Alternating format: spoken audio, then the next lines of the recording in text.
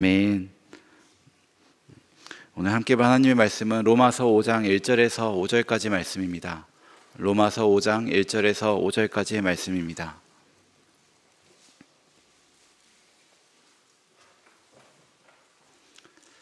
이는 살아계신 하나님의 말씀입니다. 함께 받들어 읽겠습니다. 그러므로 우리가 믿음으로 의롭다 하심을 받았으니 우리 주 예수 그리스도로 말미암아 하나님과 화평을 누리자. 또한 그로 말미암아 우리가 믿음으로 서 있는 이 은혜에 들어감을 얻었으며 하나님의 영광을 바라고 즐거워하느니라. 다만 이뿐 아니라 우리가 환난 중에도 즐거워하나니 이는 환난은 인내를, 인내는 연단을, 연단은 소망을 이루는 줄 알미로다. 소망이 우리를 부끄럽게 하지 아니함은 우리에게 주신 성령으로 말미암아 하나님의 사랑이 우리 마음에 부은 바 됨이니. 아멘. 로마서 1장부터 4장까지의 말씀에서 바울은 인간의 죄의 본질에 대해 보여주고 있습니다. 그리고 하나님이 의롭다 여기시는 이 칭의는, 우리를 의롭다 여기시는 이 칭의는 어떤 율법의 준수나 할례가 아니라 믿음으로 온다는 것을 보여주고 있습니다. 특히 우리가 읽은 본문 앞장 4장에서는 아브라함을 예로 들며 믿음으로 의롭다 여김을 받은 것은 그 아브라함뿐만 아니라 우리에게까지 연결되어 있다라고 알려주고 있습니다. 이제 바울은 로마서 5장을 시작하면서 하나님과의 관계 가운데서 성도된 우리가 의롭게 여김을 받은 것에 대해 다시 한번 말하고 있습니다. 의롭다 여김을 받는 것은 그 존재 자체가 바뀌는 것을 뜻합니다. 우리가 믿음으로 하나님의 자녀로 구원을 얻지 못했다면, 그리고 여전히 그 상태로 살아가게 되었다면 우리의 결말은 죽음밖에 없었을 것입니다. 그리고 그 삶은 하나님과 어떠한 연관도 없는 상태였을 것입니다. 이러한 상황에 대해서 로마서 3장 23절 말씀은 다음과 같이 표현합니다. 모든 사람이 죄를 범하였음에 하나님의 영광에 이르지 못하더니 라고 말씀하고 있습니다. 사실 본래 우리는 하나님의 영광에 이르지 못하는 존재였습니다. 하지만 하나님의 사랑, 이 땅에 오신 예수님의 은혜로, 예수님을 믿음으로 우리는 의롭다 여김을 받은 존재가 되었습니다. 그래서 3장 24절 말씀에서는 다음과 같이 말씀합니다.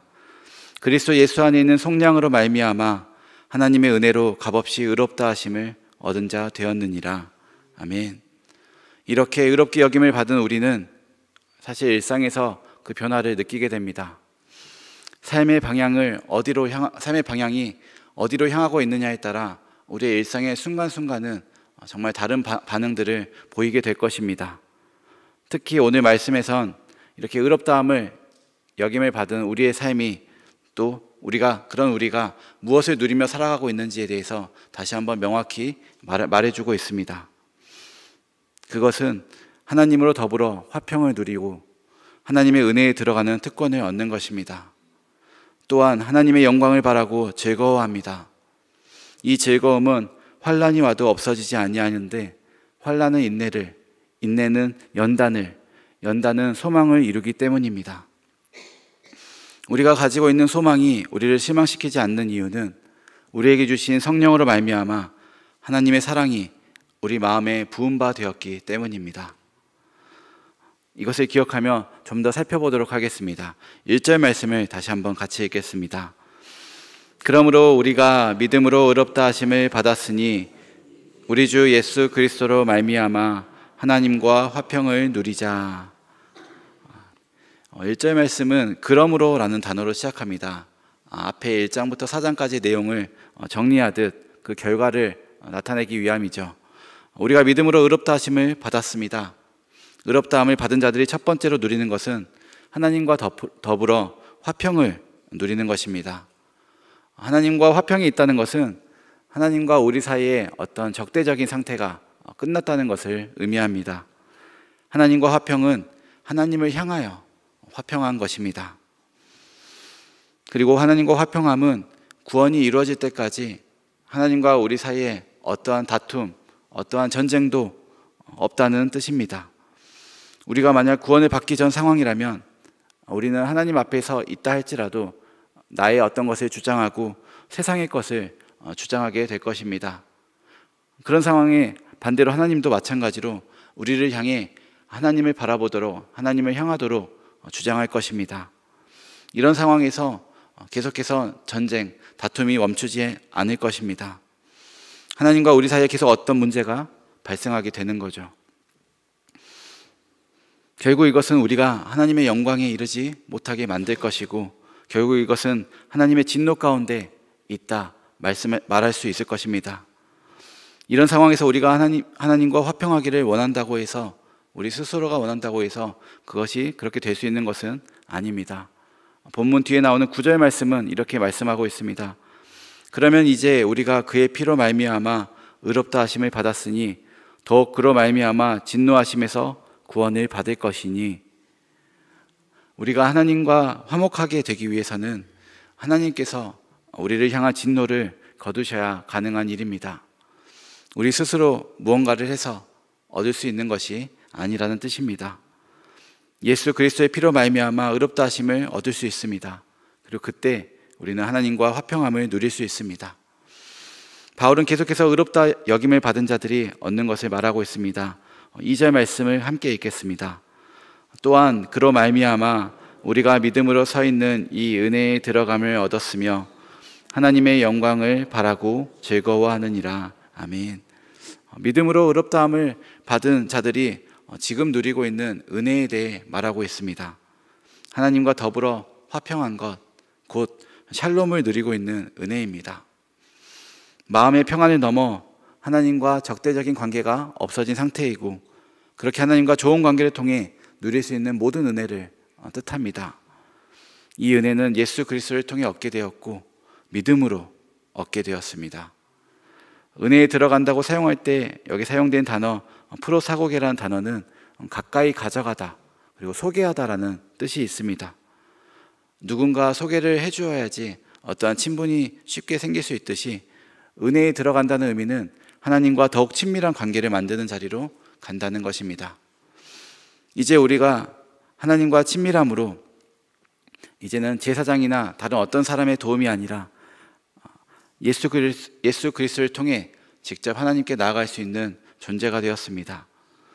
지금 여기 계신 모든 분들이 이른 아침 하루의 시작을 하나님 앞에 나와 기도할 수 있는 특권뿐만 아니라 모든 예배, 찬양을 통해 또 하나님께 나아갈 수 있는 은혜를 누릴 수 있게 된 것입니다. 그리고 여기서 나아가 2절 하반부에 나온 것처럼 하나님의 영광을 바라고 즐거워하게 되는 유익도 있습니다. 하나님께서 이루어 주실 그 하나님 나라, 천국 보좌를 기대하며 그 자리를 갈망하게 되는 것입니다. 하나님과 친밀한 관계를 가질수록 우리는 그 자리를 고대하며 또 이를 바라고 즐거워하게 되는 것입니다. 우리 모두는 칭의를 얻은 자입니다. 이런 즐거움을 누리며 살아가고 있을 줄 믿습니다. 하나님과 친밀한 관계를 가지며 예수 그리스도를 통한 은혜 안에서 하나님의 영광을 바라며 즐겁게 살아가고 있는 줄 믿습니다. 하나님께 의롭다 여김을 받는 것은 이렇게 유익한 점이 많이 있습니다. 그리고 정말로 하나님과 함께함으로 어떠한 일이 있다 할지라도 언제나 즐겁게 살아갈 수 있다면 그 삶이 최고의 삶이라 말할 수 있을 것입니다. 그런데 우리의 삶은 그렇지 않죠. 우리가 힘든 일을 마주할 때는 어떨까요?